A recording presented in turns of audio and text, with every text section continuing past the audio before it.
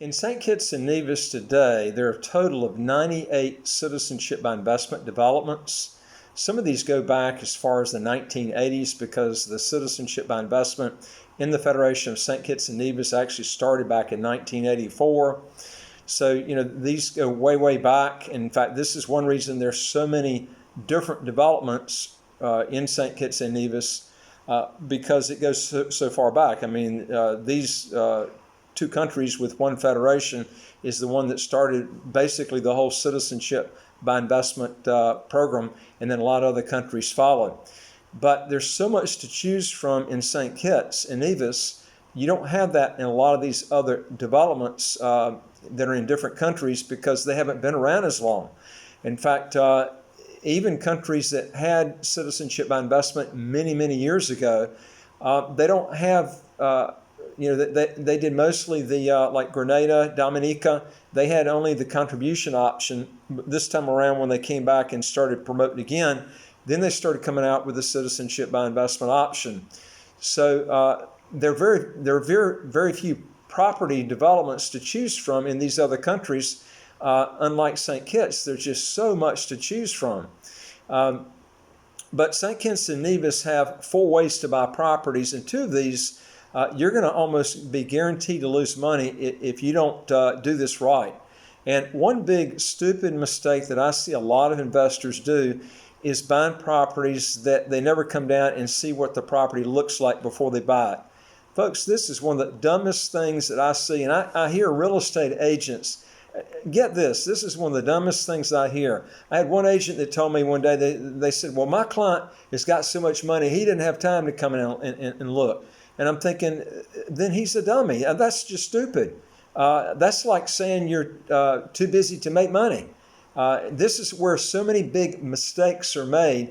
And I would tell you, if you're not willing to come down and look at the property, don't buy it. Go with the property option, on the contribution option. But remember, if you go with the contribution option, it's basically, I think it's kind of like throwing your money down a rat hole because none of that money's been invested.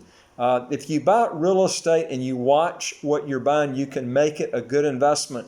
The problem is so many people don't do it because they're in such a rush if they do come down, or they don't come down at all, and then they end up making a bad investment. Here's a good example right here. I've just been watching this in the news recently. You've probably seen this too. There was a billionaire that lost all of his money, or almost all of it, in UAE recently, that owned a healthcare company that was publicly traded on the FTSE stock exchange. And I read where it got delisted. And here's a good example of a guy. He basically, from what I read, he threw so many other people in charge of his assets and gave him so much control of the company, and he pretty much just he threw too much responsibility out and didn't govern that responsibility. And these people basically swindled him, it looks like, from what I've read. And he's lost. If he comes out of this, he'll probably have little to none. And this guy was a billionaire. Here's a good example where a person didn't go and overlook the assets that he was in charge of. I see this so much. I mean, it happens a lot. It happens to billionaires. Here's a guy, in fact, I read in the newspaper, it was on a news article that I read that stated that he came to the UAE broke, and he says, I came to the UAE broke and I'll leave the UAE broke. I mean, this is the type of thinking he's got right now because he's lost everything. It's really sad that he spent his whole life, building this up over 40 years, or approximately 40 years, and now it's just he's losing it all. But here's a good example when people invest money and they don't look to see where their money's going. Now, I'll tell you one person I do admire on investing, and that's Oprah Winfrey. Oprah Winfrey said one reason that her assets accumulated so much was she watched every single dime to where it went. She did not put others in charge of her finances. And this is one good lesson that people should learn, is don't let other people handle your assets. When I say handling your assets, I'm talking about buying a property, for example, and not coming down and taking a look at it and knowing who you're doing business with. That just makes common sense. But these are the big mistakes I'm going to go over with you, that when you're buying citizenship by investment, folks, I see so many people lose money from doing this. Take this, write it down, and if you're thinking about buying property, carry this with you when you come down and look for properties. And let me go over them. There's 4 of them. Number 1 is buying fractional shares of a hotel or a condo unit, even if it's $200,000 US. Now, the new fractional units now, you can go with as low as 200,000 instant kits to get citizenship, and you got to hold it for 7 years before you resell it. You can do that with the fractional shared units, whether you're buying a fraction of a condo or a fraction of a hotel. If you buy a standalone unit where you own the whole thing yourself, you have to pay $400,000 at least, and you have to hold that before you resell it again for 5 years. But the reason I'm telling you this is fractional units, you're going to be guaranteed to lose when you resell them, okay? Even if the guy that sells them to you, he says, I'll buy them back from you, don't fall for that malarkey. It's a bunch of BS. In fact, I would double run if he's going to tell you he's going to buy it back, because I'm going to tell you something. I would not do it with someone saying that unless you have got lien against his property, okay? Because if he goes under or something like this or doesn't follow through with it, and I've seen a bunch of these people not come through with this on guaranteed interest rates returns they're given on properties that they're not built, or even during the first 5 years of when they're moving in the unit or getting a renter to move in the unit, they're guaranteed rates of returns. And I've seen so many of these units not follow through with this. In fact, most of them don't follow through with them. And they also don't follow through with them on the guaranteed buybacks. And if the guy's guaranteeing it, then he doesn't know the disaster that he's going to run into. And that's even a bigger worry that I would be concerned with.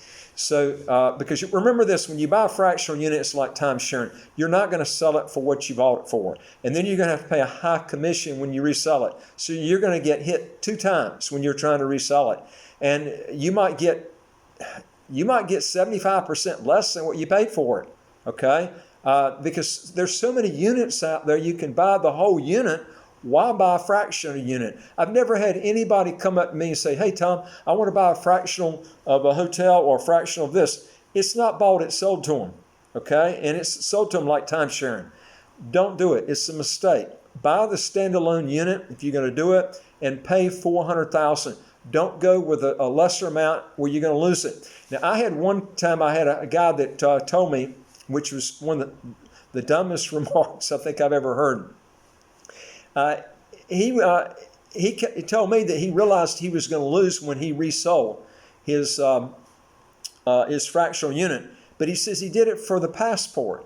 And I'm thinking, that's dumb. I mean, he could have gone out and done the same thing and gotten a good investment.